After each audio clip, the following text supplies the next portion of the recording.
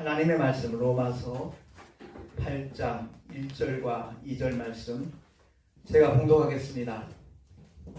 그러므로 이제 그리스도 안에 예수 안에 있는 자에게는 결코 정죄함이 없나니 이는 그리스도 예수 안에 있는 생명의 성령의 법이 죄와 사망의 법에서 너를 해방하였습니다. 아멘. 우린 다 말씀을 전하는 하나님의 종들이잖아요. 근데 제가 40년 목회를 하면서 10년이면 강산이 변한다는데 4번 강산이 변하는 동안에 늘 안타까운 마음이 있었습니다. 그건 다름이 아니라 정말 하나님께서 사도 바울을 통하여 아주 선포한 이 메시지거든요. 죄와 사망의 법 아래 갇혀있던 자들을 생명의 성령의 법으로 해방하였다라고 선언하고 있습니다. 아멘. 그래서 이스라엘 역사를 보면 애굽에서 종살이하던 그들이 모세를 통해서 출애굽하고 난 다음에 단 한 사람도 애굽으로 돌아간 사람이 없거든요. 그래서 그 사건에 비추어서 오늘 사도 바울이 선포하는 이 메시지에 대해서 우리가 깊이 깨달음이 있었으면 참 좋겠다라는 생각이 들어요. 그러니까 구약에 아무리 믿음이 좋고 대단한 사람이라 할지라도 변화산의 사건을 여러분들 잘 아시잖아요. 예수님과 모세와 엘리야가 이렇게 대화하는 모습을 보고 세 제자가 아주 두려운 마음으로 이렇게 엎드려 있다가 하나님의 음성이 들렸거든요. 이는 내 사랑하는 아들을 내 기뻐하는 자라. 너희는 저의 말을 들으라. 이 하나님의 음성을 듣고 베드로와 요한과 야고보 눈을 떠보니까 모세와 엘리야는 온데간데 없고 예수님만 보였어요. 그냥 이것을 설교를 하면서도 거기에 담겨져 있는 하나님의 뜻을 제대로 알지 못하는 경우가 허다하더라고요. 다시 말해서 율법 아래 갇혀있던 우리를 하나님의 독생자를 이 땅에 보내주셔서 예수 그리스도의 십자가의 죽음과 부활을 통해서 우리 모두를 자유케 해주시고 그 증거로 보혜사 성령 하나님 오신 줄로 믿습니다. 네. 그래서 우린 자유자가 됐는데 오늘날 강단에 보면 율법을 너무너무 강조해요. 그러면서 그들이 인용하는 메시지가 뭐냐면 사도 바울도 율법을 피하느뇨? 결코 그럴 수 없느니라. 도리어 굳게 세우느니라. 이 말씀을 인용을 하더라 이거예요. 그 말씀의 의미가 뭐죠? 아직까지도 복음을 만나지 못한 사람들은 율법을 폐하면 안 돼요. 율법의 정죄를 받아야 돼요. 그래야만 율법이 몽학선생이 되어서 그야말로 우리를 구원하시는 메시아 앞으로 사람들 데려올 수 있는 거거든요. 근데 그 말씀을 올바로 깨닫지 못하고 이해하지 못하니까 여전히 해방된 하나님의 사람들이 자꾸만 구약으로 끌고 가고 있는 것이 오늘날 우리 한국교회의 현주소라고 해도 절대 과언이 아니에요. 오해의 소지가 있어서 제가 그런 말씀을 잘 하지 않았었지만 저는 책 읽는 거 참 싫어하는 사람이었어요.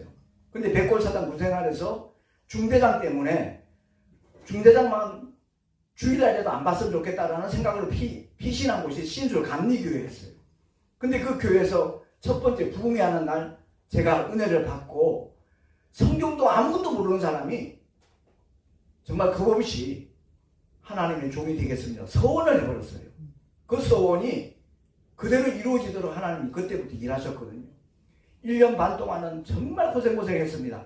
근데 돌아가신 외삼촌이 3, 4단장하고 친구라는 것이 확인이 돼갖고 갑자기 PX 관리사병이 된 거예요. 그러니까 1년 반 동안은 죽도록 고생했고 1년 반 동안은 그야말로 천국생활 비슷하게 그렇게 진행이 된 거예요. 하루 종일 PX 혼자 있어요. 부사관이나 장교들은 얼마든지 출입이 가능하지만 사병들은 일과 시간에 PX 못 와요. 내가 하나님의 사랑을 그때 처음 깨닫고 은혜를 받았기 때문에 성경만 보면 눈물이 줄줄줄 흐르는 겁니다. 1년 반 동안 내가 성경을 몇 독 해야지 계획한 적도 없고 생각한 적도 없었어요. 나중에 제대하고 난 다음에 계산을 해봤어요. 구약은 한 12번 읽었거든요. 근데 신약은 하루에 1독, 많이 하면 3독을 해요. 하루 종일 8시간에서 10시간 있으니까. 그리고 택시 전도를 하면서 제가 깨달은 거예요. 설교 준비할 시간 없거든요. 하루에 10시간에 12시간 택시 운전대 붙잡고 있으면 녹초가 돼요. 그런데 운전을 하면서도 그 말씀이 내 속에서 되새김질되는 거예요. 그 말씀에 방망이질하는 거예요. 강하게 부딪히는 하나님의 말씀을 본문으로 택해놓는 게 저는 설교 준비 끝이에요. 우리 교회 주보를 보면 누구나 다 알겠지만 성경 구절만 쓰여 있어요. 몇 구절. 이것만 가지고 말씀을 전하거든요. 아내가 그래요. 당신 설교 준비하는 거 못 봤는데 어쩌면 그래 매주 다른 주제로 좀 하나님 말씀을 전하는지 신기하다는 거예요. 그래서 내가 하는 거 아니야. 정말 내가 하는 거 아니야. 나는 기도할 따름이야. 주님이 내 입술을 쓰시는 뿐이야. 근데 그 상황들을 갖다가 최근에 기도하는 가운데 하나님이 자꾸만 내 마음속에 방망이질 하는 거예요. 설교 아닌 설교가 난무하고 있다는 거예요. 정말 우리는 하나님의 마이크고 하나님의 스피커로 쓰임받아야 되는데 만약 이 마이크가 지멋대로 지만 하면 쓰겠습니까? 아무리 비싸게 샀어도 버리든지 바꾸든지 고쳐 쓰든지. 그래서 거기에 대한 거 우리 한국 사람처럼 열정적으로 부르짖어 기도하는 교인들 별로 없을 거예요. 그런데 그 기도가 바른 기도여야죠. 내 필요를 따라 내 욕심을 따라 부르짖는 기도, 그것이 하나님의 영광은 결코 아니거든요. 그러니까 요한복음 15장 10절 잘 알잖아요. 너희가 내 안에 거하고 내 말이 너희 안에 거하면 무엇이든지 원하는 대로 구하라. 그리하면 이루리라. 이 말씀은 거기서 무엇이든지는 아무거나 구하라는 뜻이 절대 아니에요. 말씀의 테두리 안에서 내가 주님 안에서 믿음으로 살면서 성령께서 감동 주시는 그 말씀 붙잡고 구하면 하나도 땅에 떨어짐이 없다라는 하나님의 약속이잖아요. 동의하시면 아멘. 아멘. 그래요. 그걸 나누라는 거예요. 그래서 제가 말씀기도 훈련원이라고 이름을 적하고 그 명함을 찍었는데 계속 기도하는 가운데 그렇게 하지 말고 바른 기도 운동본부라고 써야 돼요. 내 마음속에 자꾸 그런 마음이 와요. 아무튼 여러분 함께 기도해 주시기 바라고요. 이제 목회자 사무실 보고 전화하시는 분도 있더라고요. 월, 수, 금요일날 항상 하냐고. 그래서 그 말씀은 드렸어요. 매주 월, 수, 금은 같은 메시지다. 주가 바뀔 때마다 다른 메시지지만 월요일날이나 수요일이나 금요일날 똑같은 본문이고 똑같은 메시지인데 내가 원고를 보고 있는 게 아니니까 성령께서 감동 주시는 대로 조금씩 다를 수는 있다 라고 했더니 다음 주부터 오겠다고 얘기하신 목사님들도 몇 분 계시거든요. 아무튼 오늘 우리가 주님이 우리의 죄를 다 처리하시기 위해서 십자가에 달리신 금요일입니다. 이날에 이틀 전에는 청주에서도 목사님이 올라오셨어요. 여기 기도에 같이 동참하겠다고. 그날도 집사람하고 나하고 이제 넷이서 목사님만 네 분이서 기도회를 한 시간만 뜨겁게 했었어요.